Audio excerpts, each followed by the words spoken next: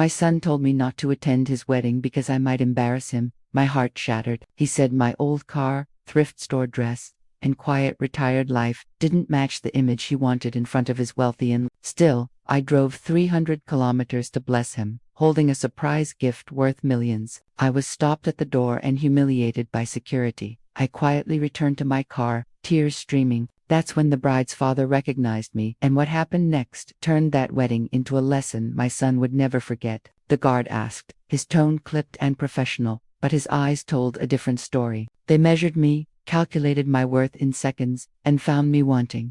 "Mary Thompson," I said, keeping my voice steady, even as my heart hammered against my ribs. "I'm the groom's mother." His finger traced down the guest list on his tablet, then paused. He scrolled up, then down again, his brow furrowed, and I watched something shift in his expression, from professional courtesy to mild confusion, then to something worse, pity.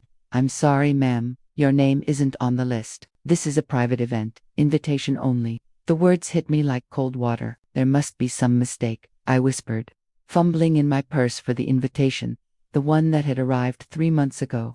Cream-colored cardstock with elegant gold lettering, "Daniel James Thompson and Claire Elizabeth Walker request the honor of your presence." My fingers shook as I held it out to him. He barely glanced at it. "Ma'am, I have my orders. The list is final. If you're not on it, I can't let you in." Behind me, a Mercedes pulled up, and a woman in a silk gown emerged, laughing at something her companion said. The guard waved them through without checking anything. They glided past me, and I caught the tail end of their conversation. "Heard the groom's mother is some kind of embarrassment. Can you imagine? Claire must be mortified." The world tilted slightly. I gripped my purse tighter, feeling the edge of that folded check press against my palm through the leather. Embarrassment. That's what I'd become to my son. Not the woman who'd sat up with him through fever-bright nights when he was 5. Not the mother who'd sold her wedding jewelry piece by precious piece to pay for his college tuition. Not the widow who'd worked double shifts at the diner, then come home to help him with his homework, her feet aching and her eyes burning with exhaustion. Just an embarrassment. "Please," I heard myself say, and I hated how small my voice sounded. "I just want to see my son get married." I drove 300 kilometers. I left yesterday evening, drove through the night, "Ma'am. I'm going to have to ask you to step aside. You're blocking the entrance." More guests were arriving now, a steady stream of luxury vehicles and designer clothes. I could feel their eyes on me, could hear the whispers starting to ripple through the crowd. The morning sun beat down on my shoulders, and suddenly I was aware of every threadbare patch on my dress, every scuff on my shoes, every gray hair that had escaped the bun I'd carefully pinned it that morning at 4 a.m. in a gas station bathroom. I took a step back, then another. The guard had already turned away, greeting the next guest with a warm smile. I was dismissed, forgotten, erased. My old Ford sat in the far corner of the parking lot, surrounded by vehicles that cost more than I'd earned in 5 years. I walked toward it slowly, each step feeling like I was wading through water. My chest ached not from my heart, though that was breaking, but from the effort of holding back tears. I'd promised myself I wouldn't cry. Not here, not where they could see. I'd almost reached my car when I heard a burst of laughter from the bridesmaids gathered near the entrance. One of them, tall and blonde in a rose-colored gown, was telling a story. I couldn't help but catch her words as they carried across the parking lot. "So Daniel's mother actually tried to come," she said, her voice dripping with amusement, "after he specifically told her not to. That's so awkward. Claire said she's been dreading this apparently. The woman doesn't even know how to dress properly. Can you imagine showing up to a wedding at Crystal Manor in something that looks like it came from a thrift store?" The others laughed, a sound like breaking glass. I stood there, frozen between my car and their cruel amusement, and something inside me crystallized. It wasn't anger, not yet. It was clarity. This was what my son had chosen. This world of silk and champagne and casual cruelty. This was what he'd decided was worth more than the woman who'd given him life 3 days earlier. I'd been sitting in my living room when my phone buzzed. The small house I'd bought 30 years ago, the one my husband, Thomas, and I had scraped together every penny to afford, was quiet around me. I'd been looking at the wedding invitation, running my fingers over the embossed letters, when Daniel's message came through. "Mom, I need to talk to you about the wedding." My heart had lifted. Maybe he wanted to discuss my dress, or ask me to arrive early for photos. Maybe he wanted to plan a special mother-son moment during the reception. "What is it, sweetheart?" I typed back, smiling. The three dots appeared, disappeared, appeared again. When his message finally came through, I had to read it 3 times before the words made sense. "I think it might be better if you didn't come to the wedding. I know that sounds harsh, but hear me out. Claire's family is very, well, they're upper class, Mom. The venue is incredibly fancy, and I just don't want you to feel uncomfortable. You'd have to get a new dress, figure out transportation, stay in an expensive hotel. It's a lot of stress for you. Why don't we celebrate together afterwards? Just the two of us. We can go to that diner you like, have a nice dinner. It'll be more meaningful that way."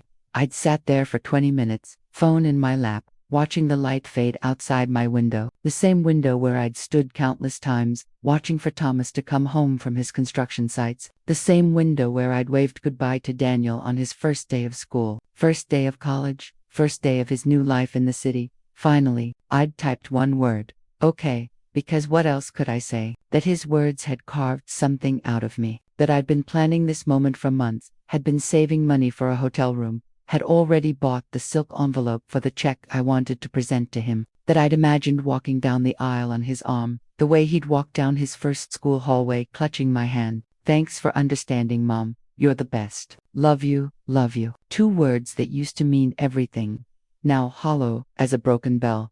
I'd gone to my bedroom and opened the closet where Thomas's old suits still hung. I rarely came to this part of the house anymore. It hurt too much, smelled too much like Old Spice and sawdust, and the particular warmth of the man I'd loved for 15 years before cancer took him away. But I needed to see the photo I kept on the top shelf, wrapped in tissue paper.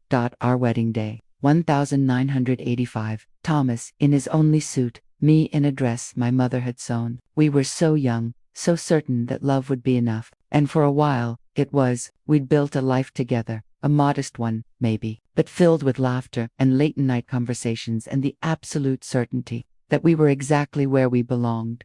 When Thomas died, Daniel was only 8 years old. Brain cancer, they said, 6 months from diagnosis to goodbye. I'd held my son while he cried himself to sleep every night for a year. I'd promised him that we'd be okay, that his father's love would carry us through anything. What I didn't tell him was about the construction business Thomas had left behind. It was small, just Thomas and 2 other men, building decks and room additions for middle-class families in our town. But Thomas had been smart with money. He'd invested in a startup company run by one of his old college friends.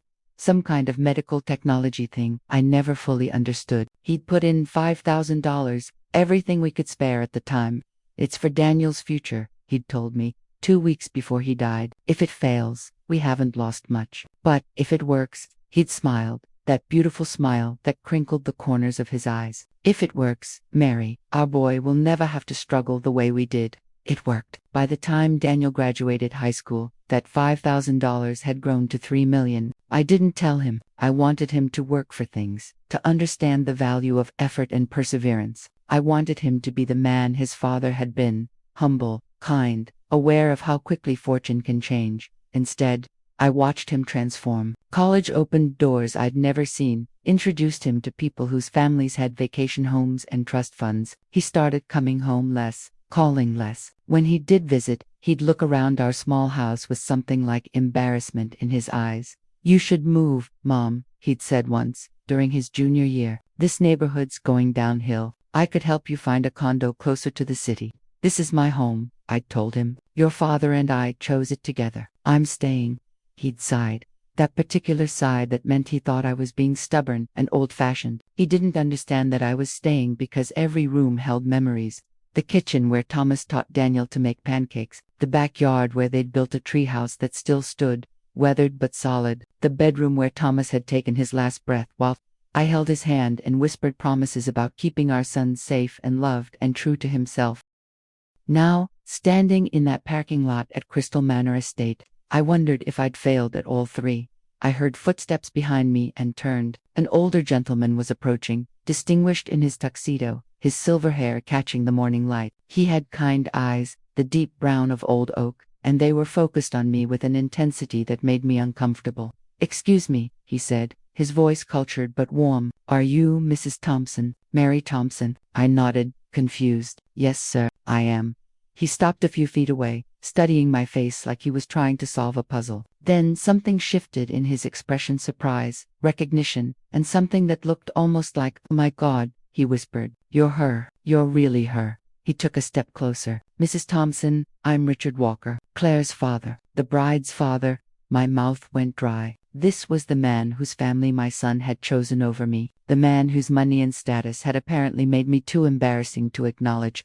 "I don't understand," I said carefully. "Do we know each other?" "You don't remember me," he said, and there was wonder in his voice. "But I remember you. 15 years ago, you saved my life. Or rather, you saved everything that made my life worth living." I shook my head, still confused. 15 years ago, I'd been working double shifts at the diner and taking care of Daniel. I'd been watching that startup investment grow and trying to figure out how to honor Thomas's memory while building a future for our son. Richard seemed to read my confusion. "St. Jude's Hospital," he said, "the pediatric cancer ward. Do you remember making a donation in 2010? The memory came back slowly, like a photograph developing. Yes, I remembered. The investment had reached its first major milestone, $5 million. I'd been overwhelmed, terrified by that number. I'd gone to see a financial advisor, trying to understand what it meant, how to protect it, and he'd suggested that I might want to consider charitable giving, both for tax purposes and for personal fulfillment.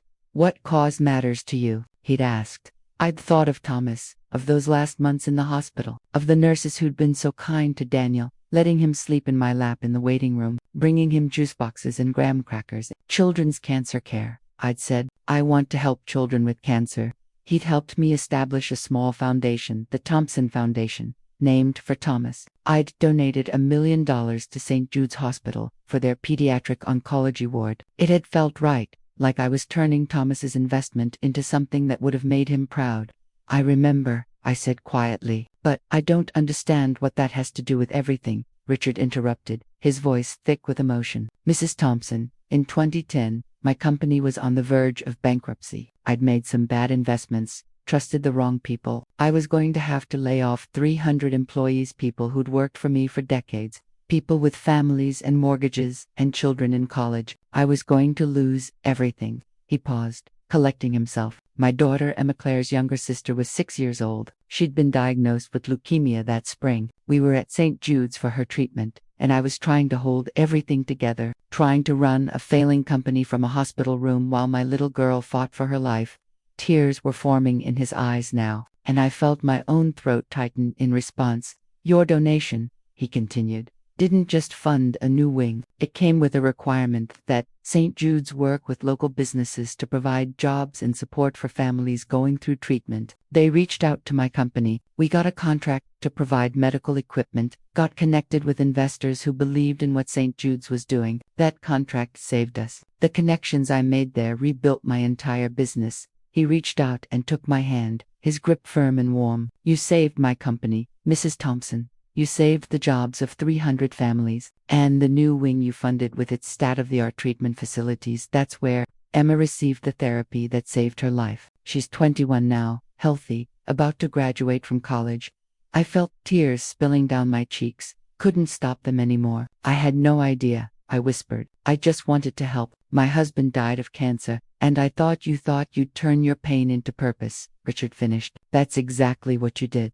Mrs. Thompson, why are you standing in a parking lot? Why aren't you inside at the wedding?" The shame of it washed over me fresh. "Because I wasn't invited," I said, my voice breaking on the words. "My son, he told me not to come. He said I'd be uncomfortable, that his bride's family was too upper class, that I'd be out of place, but I came anyway. I thought if I just showed up, he'd see. I don't know what I thought, and they won't let me in. My name's not on the list."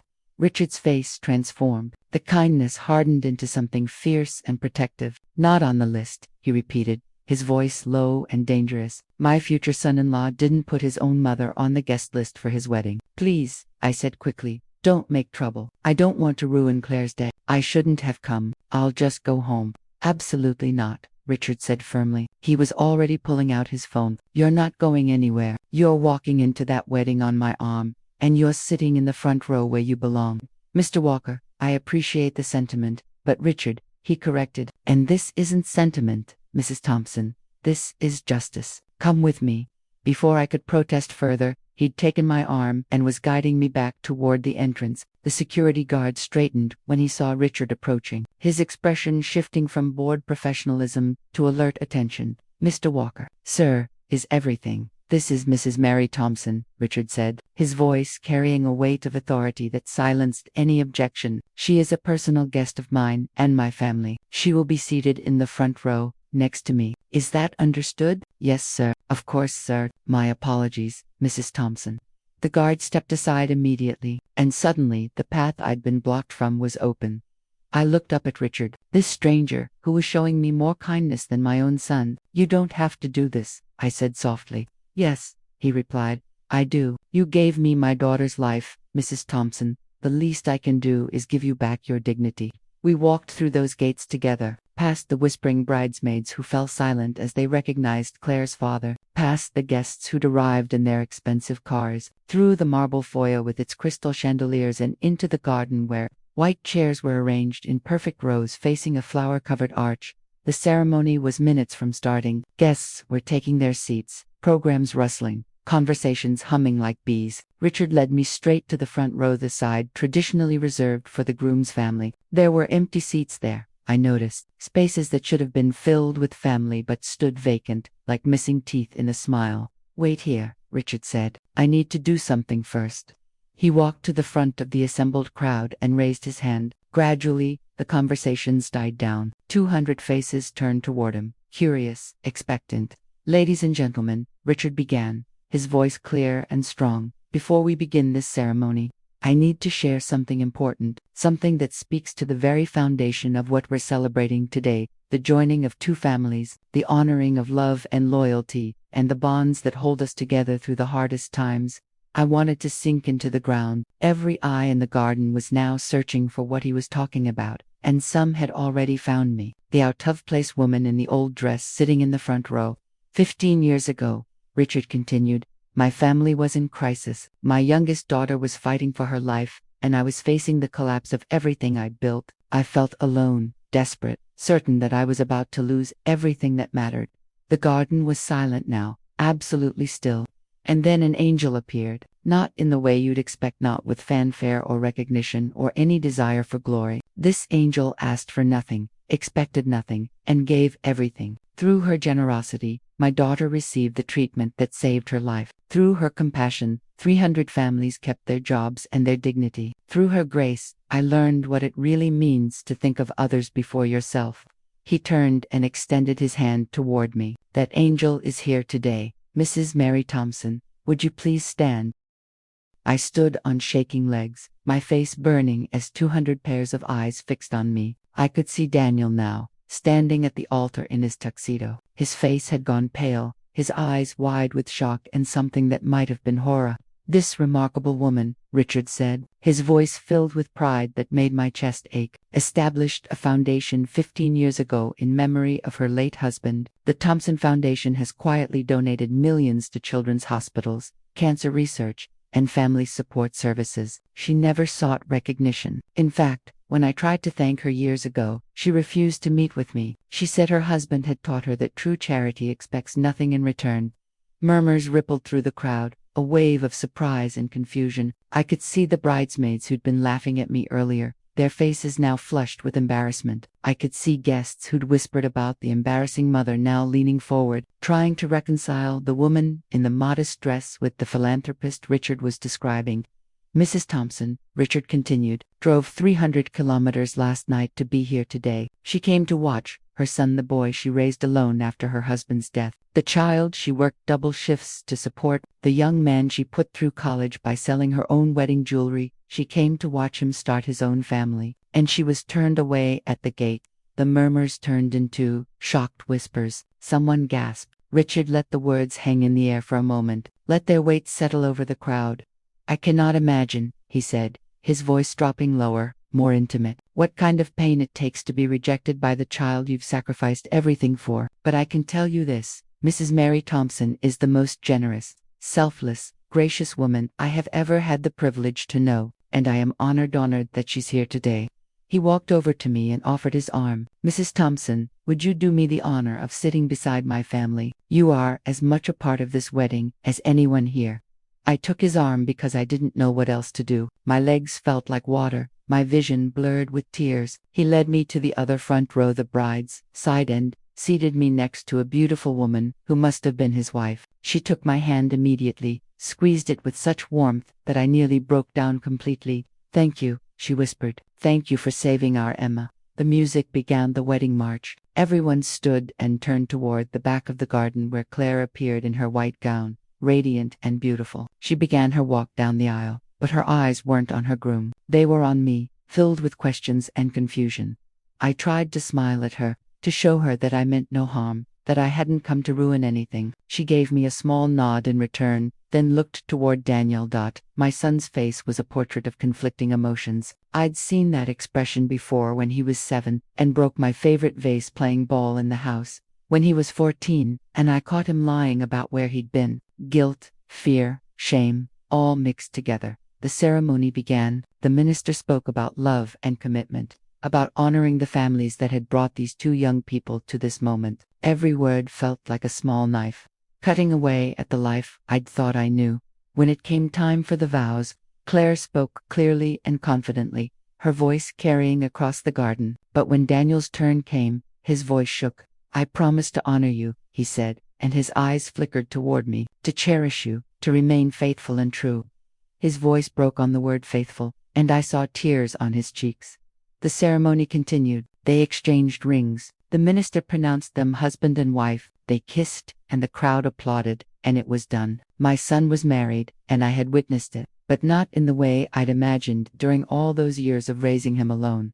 The receiving line formed. Guests filed past to congratulate the couple. I stayed in my seat, uncertain what to do. Should I leave? Should I stay? I didn't belong here, no matter how kind Richard had been. But Richard's wife Patricia, she'd introduced herself, as kept hold of my hand. "You're staying for the reception," she said firmly. "We've already had your place card moved to our table."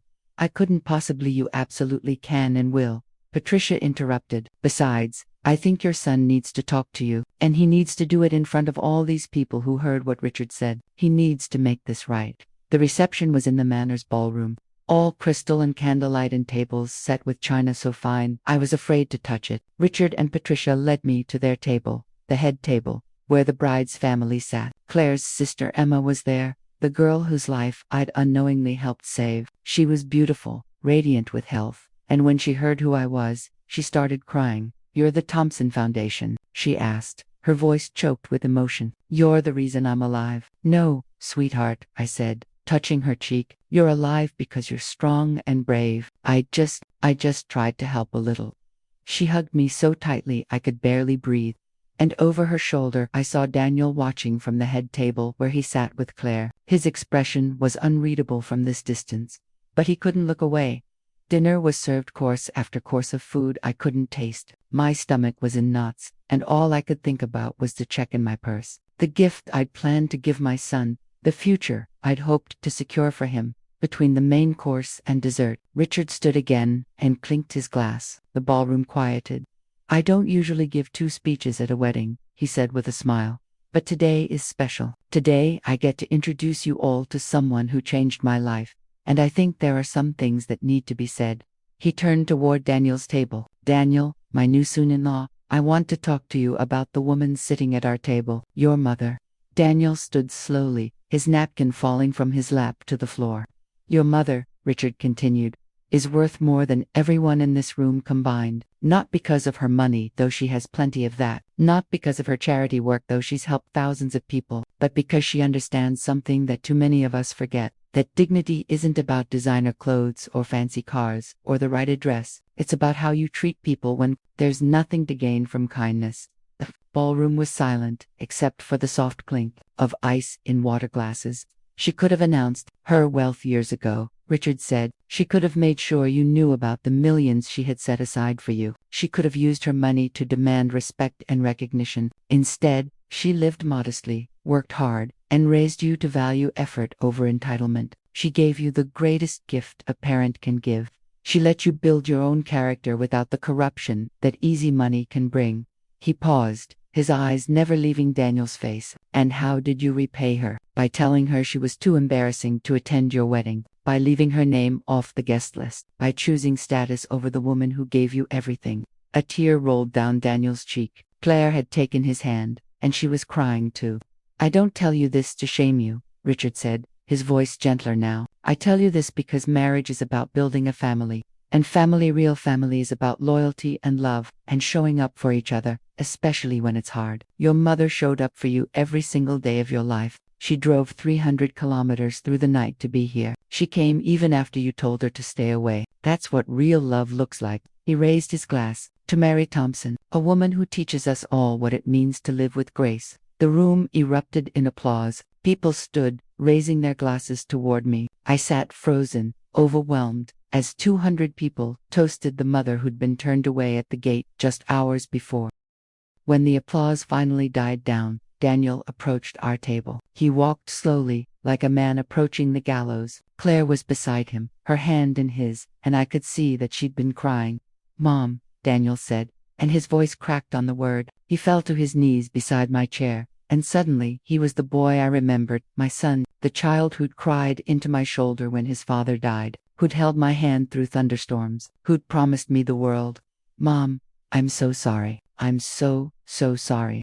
The words poured out of him like water from a broken dam. I was ashamed of the wrong things. I thought fitting in with Claire's world meant leaving behind everything I came from. I thought having money and status meant I'd finally be someone worth knowing. But I was already someone. I was your son, and I threw that away like it meant nothing. I touched his hair, the way I used to when he was small and needed comfort. "Daniel, no, please, let me finish." He looked up at me, his face wet with tears. "You worked so hard for me. You gave up everything. And I repaid you by being embarrassed of you, by caring more about what Claire's friends thought than about the woman who raised me. I told myself I was protecting you, that you'd be uncomfortable here, but I was really protecting myself. I didn't want them to see where I came from because I thought it would make them see me differently." Claire knelt beside him. "Mrs. Thompson," she said, her voice soft and sincere, "I didn't know. Daniel told me his mother couldn't make the trip, that you were unwell. If I'd known what he'd really said to you,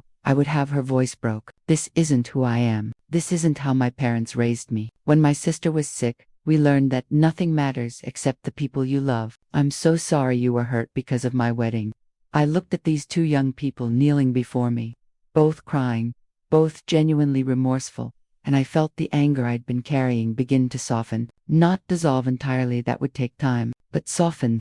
"Get up," I said gently. "Both of you. This is your wedding day." They stood, but Daniel kept hold of my hand. "Can you forgive me?" he asked. "I know I don't deserve it. I know I've broken something that might not be fixable. But can you try?" I thought about the check in my purse, the gift I'd almost given him without this lesson being learned. I thought about Thomas, about what he would want me to do, and I thought about the kind of person I wanted to be, someone who held grudges and nursed wounds, or someone who understood that people make mistakes, even terrible ones, and that growth often comes from our worst moments.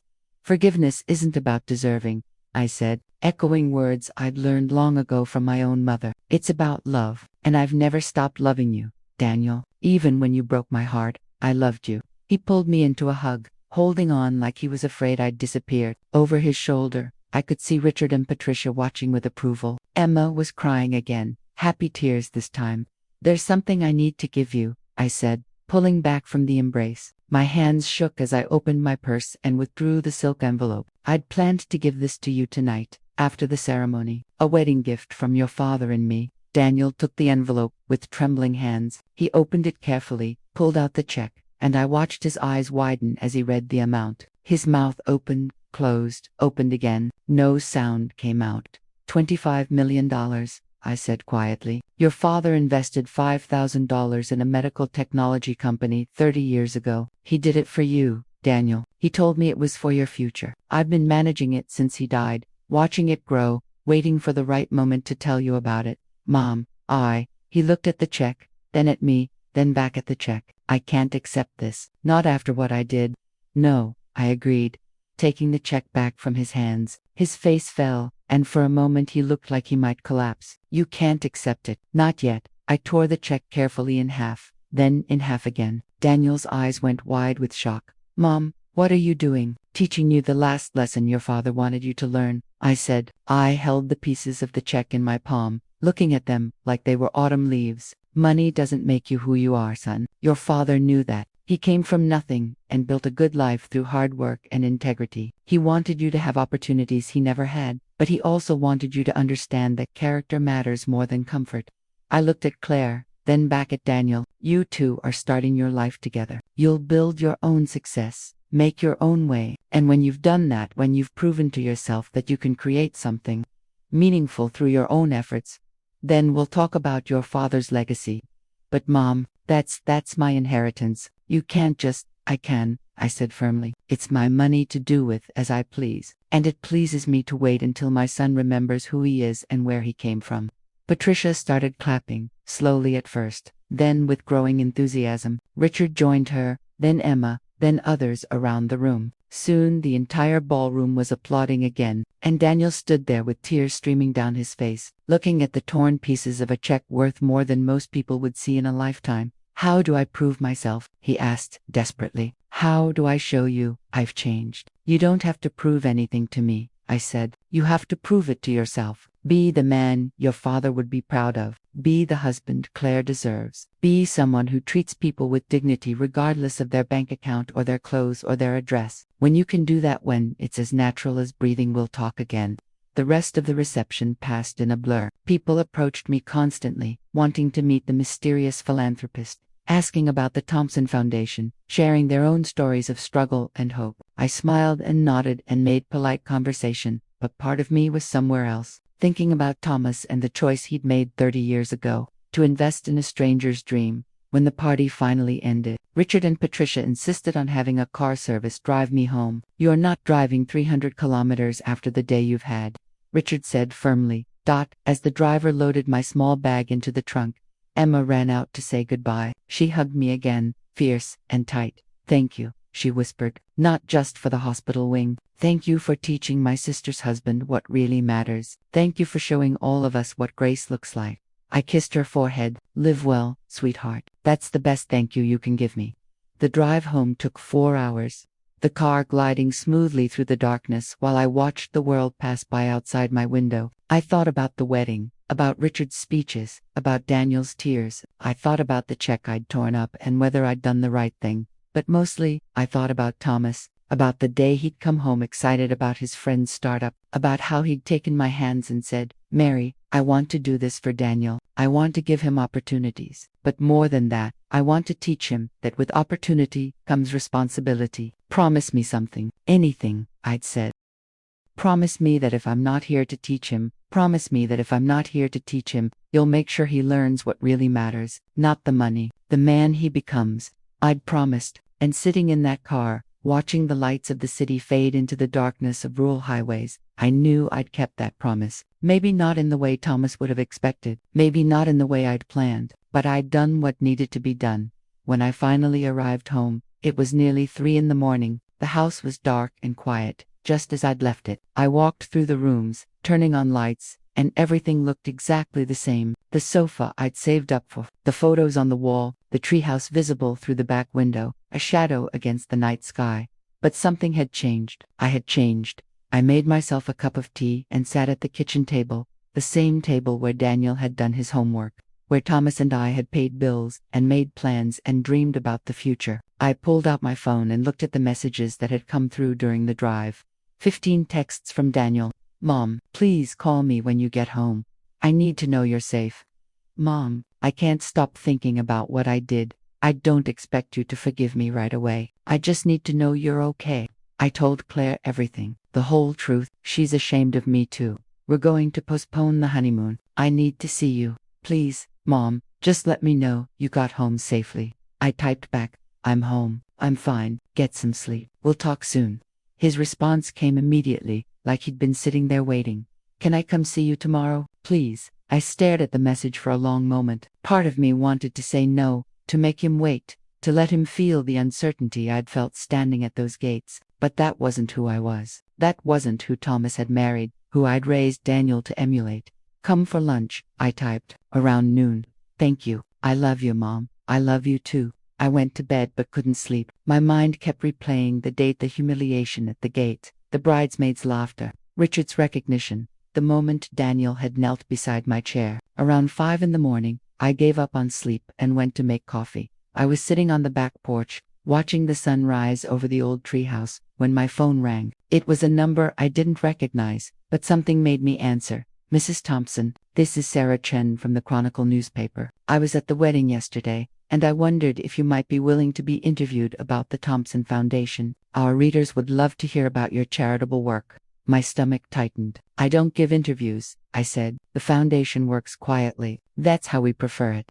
I understand, but Mrs. Thompson, what happened at that wedding? It's a story people need to hear, not the money part, the human part, the story about a mother who loved her son enough to let him fail so he could learn to succeed on his own. That's powerful. It's private, I said firmly. It's between my son and me. What about the Thompson Foundation? Can we at least write about the work you've been doing? So many people could benefit from knowing about your grants, your mission.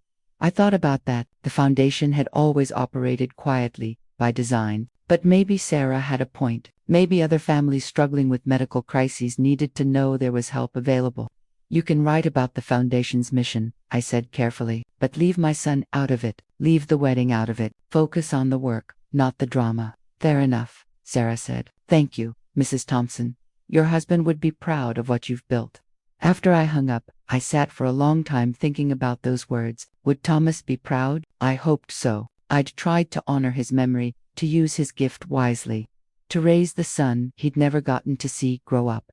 At 11:30, I heard a car in the driveway. I looked out the window and saw Daniel's BMW, the one he'd been so proud of when he bought it last year. He got out slowly, like an old man, and stood for a moment just looking at the house. I watched him take in the worn siding, the small porch, the garden I'd let go a bit wild because I didn't have the energy to maintain it the way Thomas used to. I saw him looking at all of it with new eyes, seeing perhaps for the first time not an embarrassment but a home, a place where he'd been loved unconditionally. I opened the door before he could knock. "Hi, Mom," he said quietly.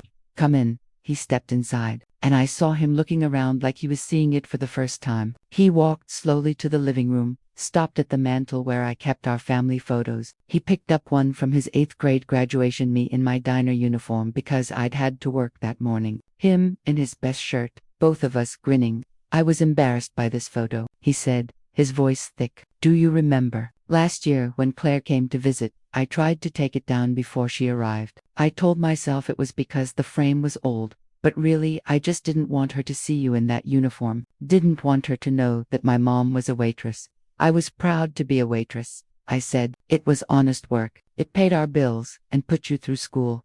I know that now."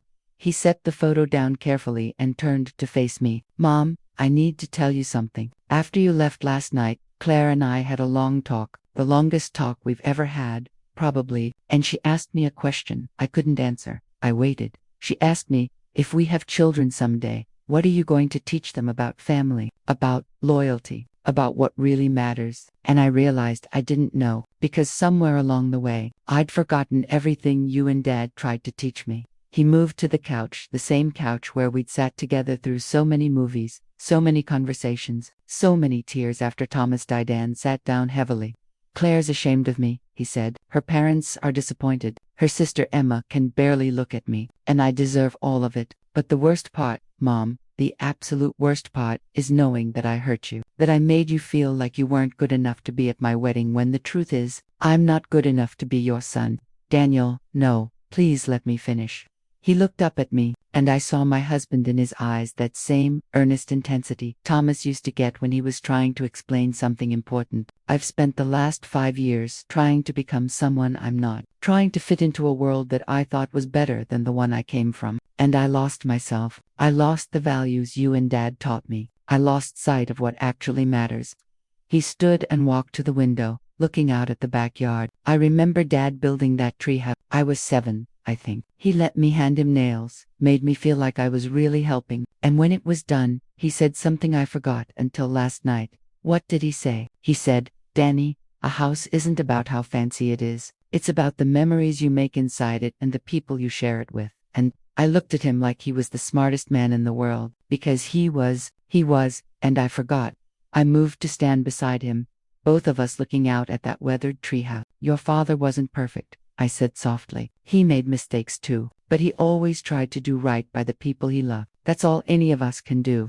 I want to make this right, Daniel said. I want to be the man Dad would have been proud of, but I don't know how. I don't know where to start. I thought about the torn check, about the fortunes still sitting in bank accounts and investments. I thought about Richard's speech, about Emma's gratitude, about the look on Daniel's face when he saw how much I'd hidden from him. Start by living differently, I said. Not for me, not for Claire, but for yourself. Figure out what you actually value, not what you think you should value, and then build a life around that. Will you help me? He asked, and he sounded so young, so much like the boy who used to ask me to check under his bed for monsters. I'll always help you, I said. But Daniel, I meant what I said last night. You need to prove to yourself that you can build something meaningful without your father's money. Not because I want to punish you, but because I want you to have what your father had, the pride of knowing you earned your success. He nodded slowly. I understand. And Mom, the honeymoon we're not going. We postponed it. Why? Because starting a marriage by running away from a mistake seems like a bad precedent. We need to be here. I need to be here. I need to rebuild the relationship I nearly destroyed. I felt tears threatening again. Claire agreed to this. It was her idea. She said she didn't want to go to Paris knowing that my mother was home alone, thinking I hated her. He turned to face me fully. She's a good person, Mom. Better than I deserve right now. And she wants to meet you properly. Not at a wedding where everything was chaos and drama. Just, meet you, have coffee, listen to your stories about Dad. Learn about the woman who raised the man she married. I'd like that, I said, and I meant it. I'd seen something in Claire's eyes at the wedding, when she'd knelt beside Daniel. Real remorse, real love. Maybe she could be the partner my son needed to become the man he should be. Can I ask you something? Daniel said hesitantly. Anything. How much did you sacrifice for me? I mean, I know you worked hard. I know you sold your jewelry, but there's so much I never knew. The foundation, the investments, the millions you could have been living on instead of working at a diner and living in this small house. Why did you do it? I led him to the kitchen table, the heart of our home, and we sat across from each other the way we'd done 1,000 times before. After your father died, I said, I had to make a choice. I could tell you about the money, let you grow up knowing you were rich, that you'd never have to worry about anything. Or I could let you grow up the way your father and I grew up, understanding the value of hard work, the importance of earning things, the satisfaction of building a life through your own efforts. I took his hand across the table. Your father came from nothing, Daniel. His parents were farmers who lost everything in a drought. He put himself through trade school, working construction jobs. He knew what it meant to struggle, and he never wanted you to go hungry or cold the way he did as a child. But he also knew that easy money can ruin a person. It can make you think you're better than others, that you don't have to work for anything, that the world owes you something. So you let me struggle, Daniel said, understanding dawning in his eyes. You watched me work part-time jobs in college, watched me stress about student loans, watched me build my career from nothing, and you could have written a check at any time to make it all easier. Yes, I said simply, and it was the hardest thing I've ever done. Do you know how many times I wanted to just give you the money, to make your life easier? Every single day, Daniel, every single day I wanted to tell you that you never had to worry, that you were set for life, but I promised your father I'd raise you to be a man of character, not a man of comfort. And keeping that promise meant watching you struggle.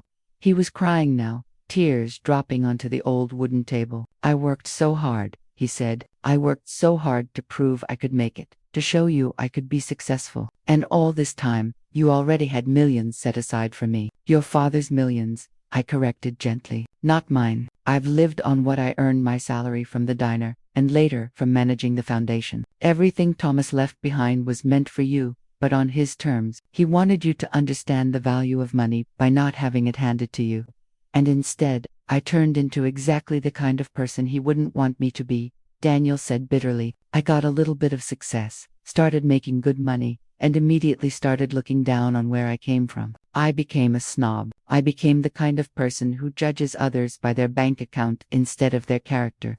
You made mistakes, I agreed. But Daniel, you're 29 years old. You're allowed to make mistakes. The question isn't whether you failed. Everyone fails. The question is what you do next. Do you learn and grow, or do you make excuses and stay the same? He wiped his eyes with the back of his hand, a gesture so familiar it made my heart ache. I want to learn. I want to grow. But Mom, I don't even know who I am anymore. For 5 years, I've been trying to be this other person, this successful, sophisticated, upper-class version of myself. And it's all fake. It's all a performance.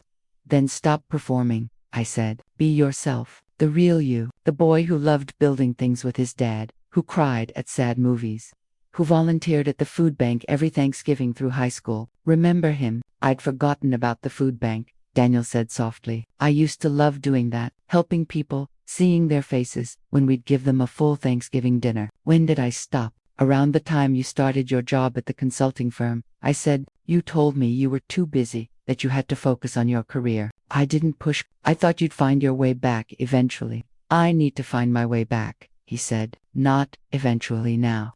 We sat in silence for a moment, and then he asked, Mom, will you tell me about the foundation, about what Dad's investment became? I want to understand what I almost destroyed by being too proud to acknowledge my own mother. So I told him. I told him about the medical technology company that had developed a new cancer treatment protocol, about how Thomas's $5,000 investment had grown to $3 million by the time Daniel graduated high school, then to $10 million 5 years later, then to $25 million by the time of the wedding. I told him about establishing the Thompson Foundation, about the grants we'd given to hospitals and research facilities and family support services.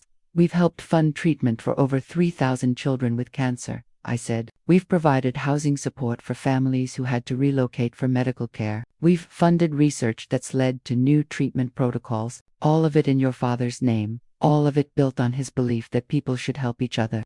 Daniel's face was a mixture of awe and shame. And I threw that legacy away because I was embarrassed about your dress, he said. My father's legacy of generosity and compassion. And I couldn't see past surface appearances. You're seeing past them now, I said. That's what matters. I want to be involved, he said suddenly, with the foundation. I want to learn how it works, how you decide where to allocate funds, how you measure impact. I want to understand the work Dad started and you've continued. Can I, even though I don't deserve it? I studied my son's face, really looked at him for the first time in years. Maybe I saw Thomas there, in the set of his jaw, in the earnestness of his eyes. But I also saw a man who'd lost his way and was desperately trying to find it again.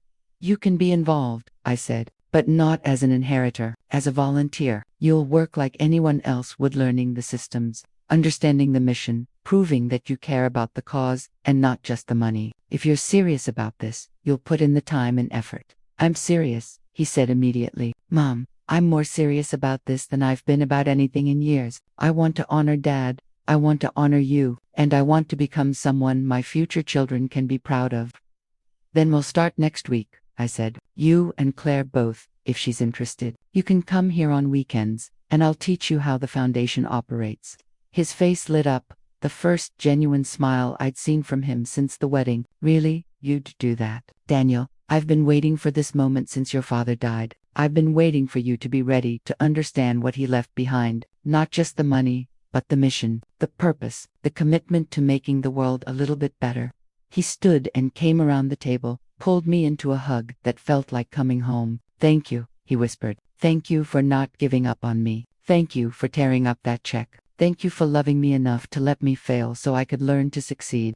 We stood there in my small kitchen, holding each other, and I thought about Thomas, about how he'd known, somehow, that this moment would come, that our son would lose his way and would need to find it again, that the greatest gift we could give him wasn't money, but the opportunity to earn his own character. Your father would be proud of you, I said, not for what you've accomplished in your career, not for marrying into a wealthy family, but for recognizing your mistakes and choosing to do better. Daniel pulled back, wiping his eyes. I don't know if I'll ever forgive myself for how I treated you, he said, but I'm going to spend the rest of my life trying to make it right. That's all any of us can do, I said. He stayed for lunch. I made grilled cheese sandwiches, his favorite as a child, and we talked for hours. He told me about his job, about the pressure he'd felt to keep up appearances, about how he'd gotten caught up in comparing himself to his wealthy colleagues. I told him about the foundation's latest project, funding a new family support center at a children's hospital in the city. We're looking for someone to help manage the project, I said carefully. It would require a significant time commitment, maybe 10 hours a week, coordinating with the hospital, overseeing the design and construction. working with families to ensure we're meeting their needs. His eyes widened. Are you offering me a job? I'm offering you an opportunity to prove yourself, I said, to show me that you're serious about understanding this work. It doesn't pay, it's volunteer. And it will mean making sacrifices, time away from your career, weekends spent in meetings, emotional labor of working with families in crisis. I'll do it, he said immediately. I'll talk to my boss about reducing my hours. Claire and I have been talking about what really matters, and she agrees we've been too focused on making money and not focused enough on making meaning. Claire would be welcome to, I said. If she wants to be involved, she will, Daniel said confidently. After what your foundation did for her sister, after seeing what her father went through, she understands what this kind of work means. She's been looking for something more meaningful than her marketing job anyway. We talked until the sun started setting, painting the kitchen in gold and orange light. Finally, Daniel stood to leave. Can I come back on Sunday? He asked. Maybe bring Claire. We could have dinner, and you could tell her some stories about Dad.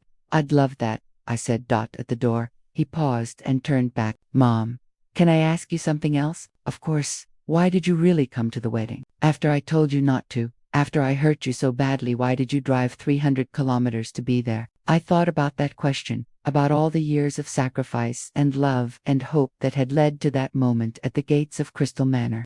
Because you're my son, I said simply, and a mother's love doesn't end where pride begins. I came because I needed you to know that no matter what you said, no matter how you felt about me, I would always show up for you. Always. Fresh tears spilled down his cheeks. I don't deserve you. Maybe not, I said with a small smile, but you're stuck with me anyway. He laughed through his tears, kissed my cheek, and left. I watched from the window as he sat in his car for a long moment before starting the engine. He was looking at the house again, and I wondered what he was thinking. Was he seeing it differently now? Was he understanding that home isn't about size or status but about love and memory and belonging? After his car disappeared down the street, I sat in the quiet house and let myself feel everything I'd been holding back. The pain of his rejection, the humiliation at the gates, the pride in how Richard had stood up for me, the hope kindled by Daniel's remorse and determination to change. My phone buzzed with a text from Patricia Walker. Mary, I just wanted to tell you again how much it meant to have you at the wedding. Emma hasn't stopped talking about you. She wants to volunteer with the foundation when she graduates. Also, I'm ashamed to say I didn't know who you were before yesterday. I should have. Anyone who's done what you've done should be celebrated. I texted back, the work is the reward, but thank you for your kindness yesterday. It meant more than you know. Another text came through, this time from an unknown number. Mrs. Thompson, this is Claire. I hope it's okay that Daniel gave me your number. I just wanted to say how sorry I am for everything. I'm looking forward to Sunday dinner, and to learning about the amazing man who was Daniel's father. Thank you for giving my husband another chance to be the man you raised him to be.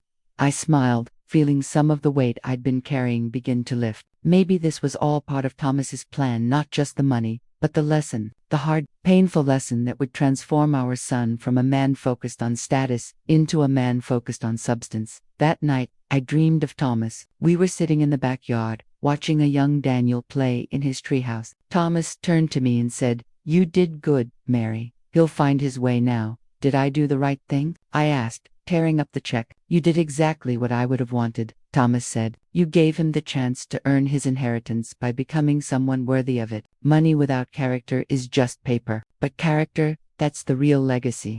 I woke with tears on my cheeks, but peace in my heart. That Sunday came, and Daniel arrived at 11 with Claire. She brought flowers, simple daisies, not expensive rosé sand, a homemade pie. I'm not sure if it's any good, she said nervously. My mom taught me to bake, but I'm out of practice. I wanted to bring something made with my own hands, not bought from a fancy bakery. I took the pie and smiled. That's the best kind of gift, I said. Over dinner pot roast, the way Thomas used to make it, I told them stories about the young man who'd shown up at my father's construction site looking for work, who'd impressed everyone with his work ethic and integrity, about our courtship, conducted in stolen moments between shifts, about our wedding, simple and small, in the backyard of my parents' house. He couldn't afford a ring at first, I said. He proposed with a washer from the hardware store, said it was a placeholder until he could get me a proper ring. I told him I didn't need a proper ring, that the washer was perfect because it represented who he was, practical, honest, creative. What happened to the washer? Claire asked.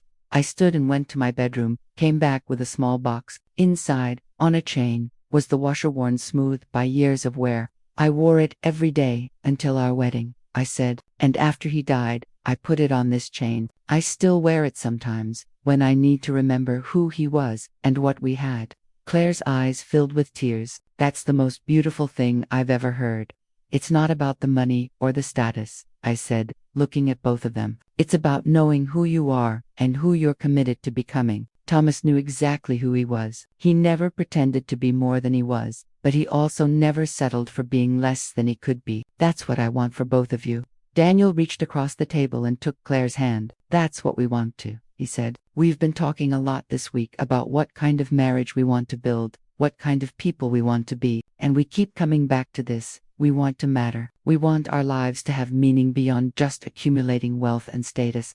Tell me more, I said, leaning forward. Claire spoke up, her voice stronger now. I've been working in marketing for 3 years, helping rich people sell expensive things to other rich people, and I'm good at it, but it feels empty. Emma's illness taught our family what really matters, but I think I'd forgotten. This week, thinking about what you've built with the foundation, about the lives you've touched, I want to be part of something like that. And I've been climbing the corporate ladder, Daniel added, trying to make partner by 35, obsessing over bonuses and promotions. But why? So I can buy a bigger house, a fancier car. None of that makes me happy. None of that honors what Dad built or what you've sacrificed. So what do you want to do? I asked. They looked at each other. One of those wordless conversations that happen between people who are truly connected. We want to work with the foundation, Daniel said. Not just volunteer occasionally, really work. Claire's marketing skills could help us reach more people, help more families know about the resources available, and I can use my business background to help manage operations, evaluate impact, scale the work. We want to build something meaningful, Claire added. Together, something we can be proud of, something that would make your husband proud and my family proud, and that we can look back on when we're your age and say, we made a difference. I felt something unlock in my chest, something I'd been holding closed since the wedding. This was what Thomas had wanted, not just for Daniel to have money, but for him to find purpose, to understand that the greatest wealth isn't measured in bank accounts, but in lives touched, families helped, hope restored. Then let's make it happen, I said. Tomorrow we'll sit down and talk about the foundation's current projects and future goals. We'll figure out how you can be involved in a meaningful way. But I need you both to understand something. They nodded, waiting. This work will change you, I said. You'll meet families in the worst moments of their lives. You'll see children suffering. You'll encounter situations where no amount of money can fix what's broken. It will break your heart over and over again. Are you prepared for that? Yes, they said together. Then, welcome to the Thompson Foundation, I said. Welcome to the work your father started and that will continue together. We spent the rest of the evening planning. Daniel pulled out his laptop. Claire took notes. And we talked about expanding the foundation's reach, about creating new programs, about measuring impact and efficiency. Their enthusiasm was infectious, and I found myself energized in a way I hadn't been in years. When they finally left, close to midnight, Daniel hugged me at the door. Thank you, Mom, he said, for everything, for raising me right even when I forgot those lessons, for not giving up on me, for giving me a chance to be part of something bigger than myself. Thank you for choosing to grow, I said. That's all I ever wanted. After they left, I sat in the quiet house and thought about the journey from that devastating message telling me not to come to the wedding, through the humiliation at the gates, to Richard's revelation and Daniel's transformation. It hadn't been the path I'd imagined, but maybe it was the path we'd needed. I pulled out my phone and opened a note I'd written but never sent, letter I'd drafted to Daniel on the night he'd told me not to come to the wedding. My dear son, it read, someday you'll understand that a mother's love isn't measured in approval or acceptance. It's measured in the willingness to let you make your own mistakes and to be there when you're ready to learn from them. I love you not because of what you achieve or who you impress, but because you're mine. That will never change. Your father taught me that the greatest gift we can give our children is not comfort, but character. I hope I've given you that. And I hope that someday, when you have children of your own, you'll understand why I made the choices I made. All my love, always. Mom. I deleted the note. I didn't need to send it anymore. He understood now. 3 months later, I sat in a conference room at St. Jude's Hospital. watching Daniel and Claire present the foundation's new family support center proposal to the hospital board. They'd spent countless hours on this project, interviewing families, researching best practices, working with architects and social workers to design a space that would truly meet families' needs. Daniel spoke with passion and knowledge, but without the arrogance that had characterized his old self. Claire presented data and projections, but emphasized the human stories behind the numbers. They were a team, truly partners, working toward something meaningful. When they finished, the board members sat in silence for a moment. Then Richard Walker, who served on the board and had insisted on attending this presentation, began to applaud. Others joined him, and soon the entire room was clapping. That, Richard said, is exactly the kind of program this hospital needs. Mrs. Thompson, you must be incredibly proud. I am, I said, and meant it with my whole heart. After the meeting, the three of us went to dinner at the same diner where I'd worked for so many years. Marta, my old manager, was still there. She nearly cried when she saw me walk in with Daniel and Claire. Mary Thompson, she said, pulling me into a hug. I heard about what you've been doing with that foundation. I always knew you were special, honey. And Danny, look at you, all grown up and handsome. Your daddy would bust with pride. We sat in a booth, the same booth where Daniel used to do homework after school while I finished my shift and ordered burgers and fries. Mom, Daniel said as we waited for our food, there's something Claire and I want to tell you. I looked at their faces, saw matching expressions of nervous excitement, and suddenly I knew. You're pregnant, I said. Claire laughed. How did you know? We haven't told anyone yet. A grandmother knows, I said, though the word grandmother caught in my throat. I was going to be a grandmother. Thomas's grandchild would be born into a world where their father understood what really mattered. We want to name the baby Thomas if it's a boy, Daniel said quietly, after Dad, and if it's a girl, we want to name her Mary, after you. I couldn't speak. I just reached across the table and held both their hands, tears streaming down my face. We want to raise our children the way you raised me, Daniel continued, teaching them about work and sacrifice and helping others, showing them that character matters more than comfort, letting them struggle enough to build strength but loving them enough to make them feel safe. And we want them to know their grandmother, Claire added, to hear stories about their grandfather, to understand the legacy they are part of, not the money, but the mission, the commitment to making the world better. They'll know, I promised. They'll know everything. That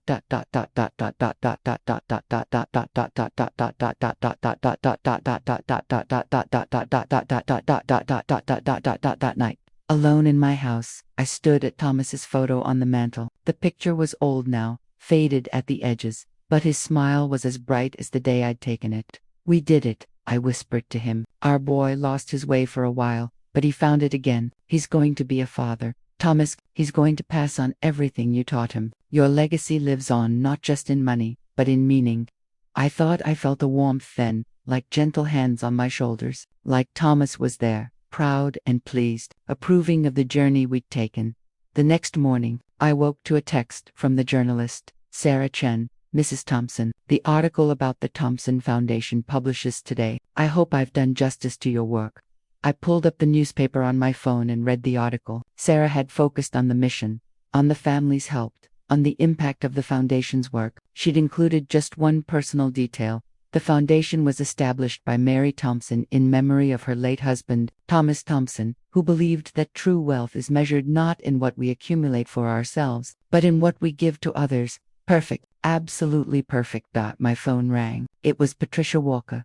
Mary, have you seen the article? Just finished reading it. It's beautiful. Emma saw it and cried. She's written you a letter. I'll bring it by this weekend. But Mary, I wanted to tell you something. Richard and I have been talking, and we want to establish our own charitable foundation. We want to model it after yours. Would you be willing to advise us? Of course, I said. I'd be honored. Your son is a lucky man, Patricia said. To have a mother like you. I'm the lucky one, I said. I got to watch him stumble and find his feet again. I got to see him become the man his father always hoped he'd be.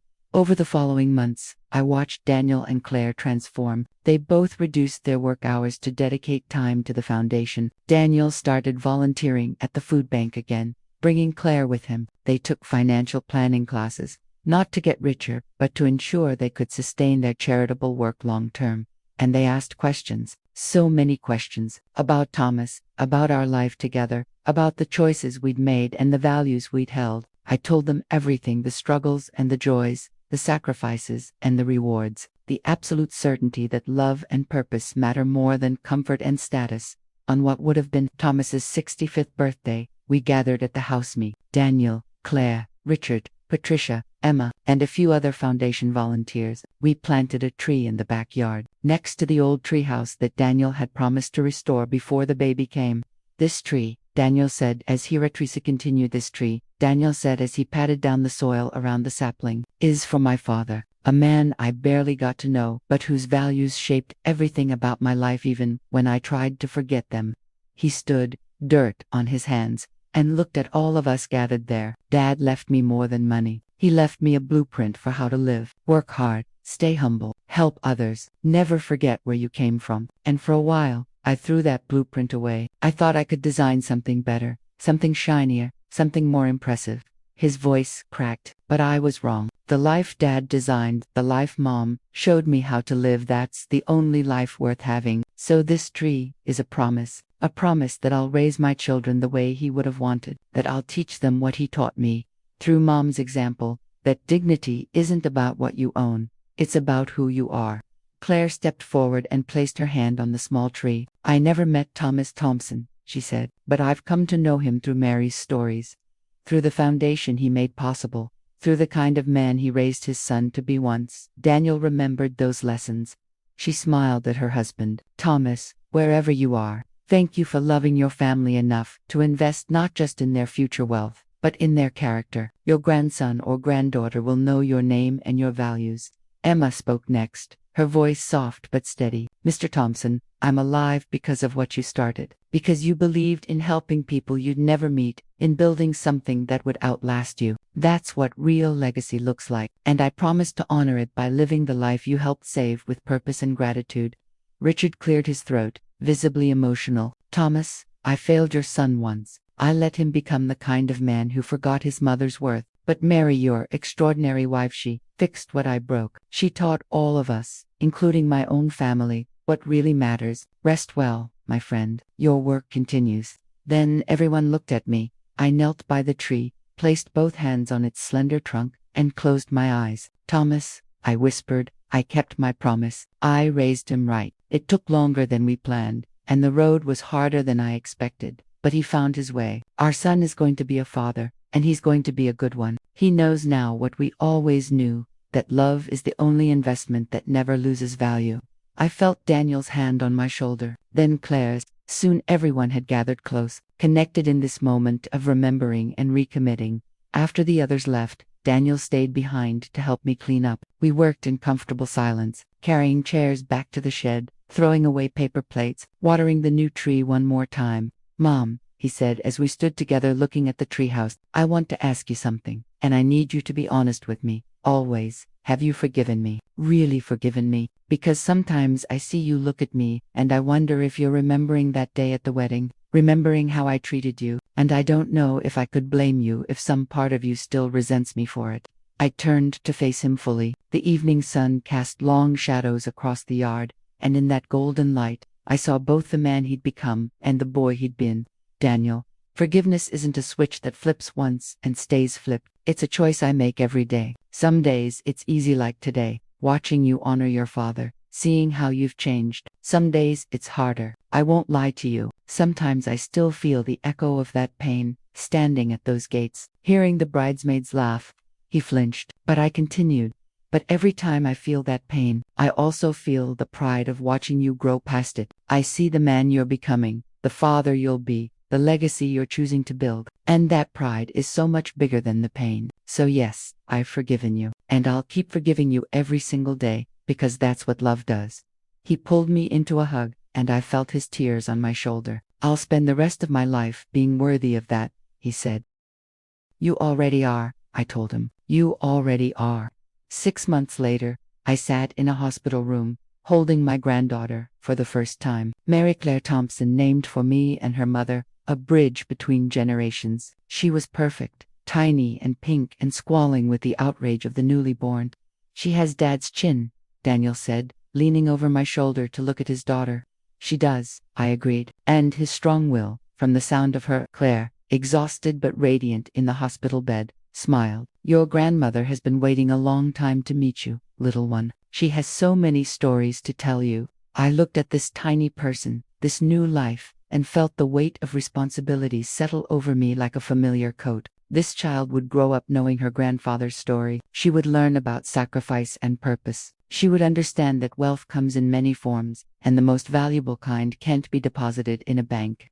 Hello, Mary Claire, I whispered. Welcome to the Thompson family. We have quite a legacy for you to inherit. Daniel sat on the arm of my chair, his hand on my shoulder. Mom, there's something else Claire and I want to tell you. I looked up at him, still cradling the baby. We've been talking to the foundation board, he said, and we'd like to propose something, a new initiative focused on supporting young single parents, providing childcare assistance, educational grants, mentorship programs, things that would have helped you when you were raising me alone. We want to call it the Thomas Thompson Second Chances Program, Claire added, because your husband gave our family a second chance through your foundation's work, and you gave Daniel a second chance when he didn't deserve one. We want to give that gift to others. I felt tears, happy ones this time, slip down my cheeks. Your father would love that, I said. He always believed in helping people write better next chapters. We've already secured matching donations from Claire's parents, Daniel continued, and we're reaching out to local businesses for partnerships. We're going to start small, helping maybe 20 families in the first year. But Mom, this feels right. It feels like we're finally doing what Dad intended. Little Mary Claire yawned in my arms, a huge yawn for such a tiny person, and we all laughed. She's bored with our talk of legacy and foundations, I said. She just wants her bottle and a nap. Just like her grandmother, Daniel teased, practical and focused on what really matters. We spent the rest of that day in the hospital room, taking turns holding the baby, making plans for the future, telling stories about the past. Richard and Patricia came by, bringing flowers and tears of joy. Emma arrived with a stuffed elephant she'd had since her own hospital stays. For luck, she said, and to remind her that getting through hard things makes you stronger. As the sun set and visiting hours ended, I prepared to leave. Daniel walked me to my car, the old Ford that had seen me through so many journeys. This car, he said, patting its hood. It's older than I am. It runs fine, I said. Gets me where I need to go. Mummy gave me a look. You have millions of dollars. You could buy any car you want. I don't want any other car, I said. This car was your father's. He taught you to drive in this car. Remember, 3 patient hours in the high school parking lot. You stalling out every 30 seconds. He laughed at the memory. I thought I'd never get it. And Dad just kept saying, try again, son. Nobody gets it perfect the first time. Nobody gets anything perfect the first time, I said. Not driving, not parenting, not being a good person. We just keep trying, learning, growing. That's all we can do. He kissed my forehead. Drive safe. Mom, Mary Claire needs her grandmother. I'll see you tomorrow, I promised. The drive home through the dark streets felt different than that drive 300 kilometers to the wedding. Then, I'd been full of dread and uncertainty, hurt by my son's rejection, unsure of what I'd find. Now, I drove with my heart full of love for my new granddaughter, full of pride in the man my son had become, full of gratitude for the journey that had brought us here. When I got home, I didn't turn on any lights at first. I just sat in the dark kitchen, letting the quiet settle around me. We did it, Thomas, I said to the darkness. We raised a good man. He stumbled, but he got back up. And now he's going to raise a good woman. Your legacy continues. I felt that warmth again, that sense of presence that I sometimes felt in this house. Maybe it was just memory, just wishful thinking. Or maybe Thomas really was there, watching, approving, proud.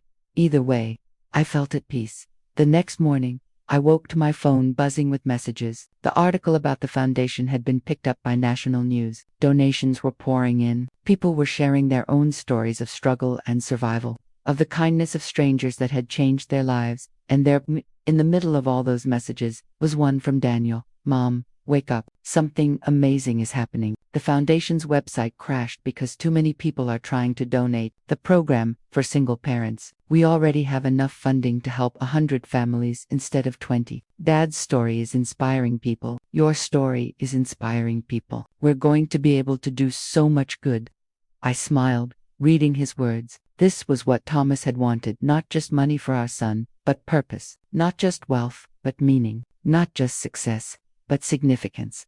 I got dressed and drove to the foundation's small office, the one we'd set up in a modest building downtown, deliberately choosing not to waste money on fancy space when those funds could help families. Instead, Daniel and Claire were already there, fielding phone calls, processing donations, trying to keep up with the overwhelming response. Mrs. Thompson, our program coordinator, James, called out when he saw me. We've received over $3 million in donations since last night. $3 million, and people keep calling, asking how they can help, wanting to volunteer, sharing stories about people who helped them. I stood there, taking it all in, the chaos, the excitement, the energy of people coming together to do good. This was Thomas's true legacy, I realized. Not the money he'd invested, but the ripple effect of choosing compassion over self-interest. We need to hire more staff, Claire said, looking overwhelmed but happy. We need more office space. We need systems to manage all of this. Mom, I don't even know where to start. Start with the mission, I said calmly. Everything else flows from that. Who are we trying to help? What impact do we want to have? How do we ensure every dollar donated makes a real difference? Answer those questions first, then build the systems to support them. Daniel looked at me with something like awe. How do you stay so calm? This is incredible, but also completely overwhelming. I've had 30 years of practice, I said. Building something meaningful is never easy, but it's always worth it. Now, let's get to work. We worked all day, and the day after that, and the day after that. Within a month, we'd hired a full-time staff of 5 people. Within 3 months, the Thomas Thompson Second Chances program had helped its first 50 families. Within 6 months, we'd expanded to 3 new cities. And, through it all, Daniel and Claire showed up. Every weekend, every evening they could spare. They were there interviewing families, reviewing applications, brainstorming new initiatives, learning the work from the ground up. Mary Claire came with them often, sleeping in a carrier while her parents changed the world around her. I'd hold her while they worked, whispering stories about her grandfather, about the man who'd started all of this with a single $5,000 investment and a belief that people should help each other. Your daddy is becoming the man your grandfather always hoped he'd be, I'd tell her, and someday you'll understand what a gift that is. One evening, after everyone else had gone home, Daniel found me in the office, looking at the wall where we'd hung photos of the families we'd helped, smiling faces, thank you letters, pictures of kids who'd received educational grants, single parents who'd been able to finish their degrees because we'd helped with childcare costs. I used to think success meant having a big house and an expensive car, Daniel said quietly. I used to measure my worth by my salary and my job title. And now, I asked. He pointed to the wall of photos. Now I measure it by this, by the number of lives we touch, by the difference we make, by whether I'm honoring Dad's memory and your sacrifice. He turned to me. I finally understand what you were trying to teach me. Real wealth isn't what you have, it's what you give. Your father would be so proud of you, I said. I hope so, Daniel replied. I'm trying to be. 2 years later, I stood at a podium in the grand ballroom of a hotel, the same hotel adjacent to Crystal Manor, a estate where Daniel's wedding reception had been held. But this time, I was there by invitation, by choice, by right. The Thompson Foundation was receiving a humanitarian award, and Richard Walker had insisted I be the one to accept it. I looked out at the crowd, 200 people in evening wear, some of the same faces that had been at the wedding, some new ones. Somewhere in the audience, Daniel sat with Claire and Mary Claire, now a chattering toddler who called me Gamma and thought my old Ford was the best car in the world. Thank you for this honor, I began. But I have to tell you, this award doesn't belong to me alone. It belongs to my late husband, Thomas, who believed that investing in people's potential was the best investment anyone could make. It belongs to my son, Daniel, who lost his way for a while but found it again and is now dedicating his life to helping others find theirs. It belongs to every volunteer, every donor, every person who's ever chosen compassion over convenience. I paused, gathering my thoughts. 3 years ago, I stood outside this venue, uninvited to my own son's wedding, turned away at the gates because I wasn't deemed worthy to attend. I was embarrassed, hurt, angry. I questioned everything: my choices, my parenting, my worth. You could hear a pin drop in the ballroom. I saw some faces flush with recognitions of bridesmaids who'd laughed at me, the guests who'd whispered, the security guard who'd turned me away. But that moment, I continued, painful as it was, became the catalyst for something beautiful. It forced my son to confront what he'd become and who he wanted to be. It reminded all of Usmai's family and the Walker family, who've become dear friends, that dignity isn't measured by dress size or bank accounts or social status. It's measured by how we treat each other, especially when there's nothing to gain. Richard was nodding, tears in his eyes. Patricia clutched his hand. So I don't accept this award as Mary Thompson, the woman who was turned away. I accept it as Mary Thompson, the woman who chose to show up anyway, who chose forgiveness over resentment, who chose to believe that people can change, can grow, can become better versions of themselves, because that's what my husband taught me, and that's what I tried to teach my son. We're not defined by our worst moments, but by what we do after them. The applause was thunderous. People stood, and I saw Daniel rise with Mary Claire in his arms, tears streaming down his face, Claire beside him, also crying, clapping so hard her hands must have hurt. After the ceremony, after the photos and congratulations, after all the strangers who wanted to shake my hand and share their own stories of redemption and second chances, I finally found a quiet corner. I stood by a window overlooking the gardens where Daniel had gotten married, where I'd been turned away, where everything had changed. Daniel found me there. He handed Mary Claire to Claire and came to stand beside me. This is where it happened, he said quietly, where I hit rock bottom, where I hurt you in the worst possible way. This is also where you started climbing back up, I corrected gently, where Richard recognized me, where the journey toward healing began.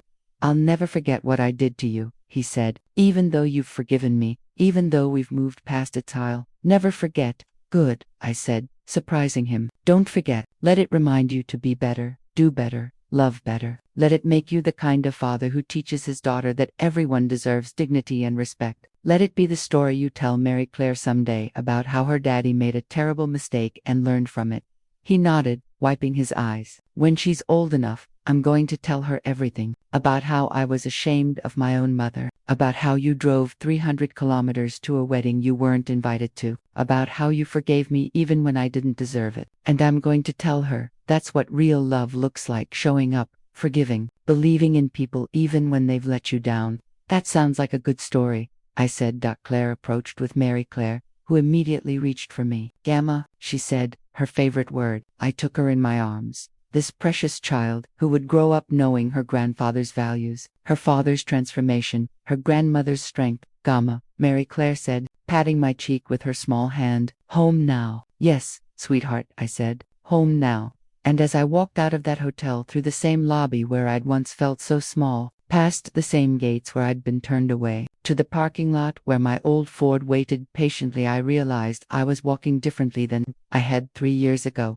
Not because anything external had changed. I still wore modest clothes. I still drove an old car. I still lived in a small house that needed repairs. But I walked with my head high, surrounded by family who loved me, carrying a legacy that mattered, knowing that I'd done what Thomas had asked of me. I'd raised a good man, and that man was now raising a good woman. And the ripples of that goodness would spread far beyond anything I could imagine. That's what I'd learned, standing at those gates 3 years ago, humiliated and hurt. Sometimes God lets us fall not to punish us, but to teach us how to stand back up with grace. Sometimes the worst moments of our lives are the doorways to the best versions of ourselves. I buckled Mary Claire into her car seat, had it installed in the Ford because she refused to ride in any other car. I like Gamma's car, she'd insisted. It smells like stories. As I drove away from Crystal Manor Estate for what might be the last time, I glanced in the rearview mirror. Daniel and Claire followed in their car, and I could see them talking, probably planning their next foundation project, their next act of service, their next step in the journey of becoming the people they were meant to be. And I whispered to Thomas, wherever he was, thank you for the gift of that investment. Thank you for believing in the future, even when you knew you wouldn't see it. Thank you for loving me and our son enough to give us not just comfort, but character. Your legacy lives on not in bank accounts, but in the lives we touch, the values we pass on,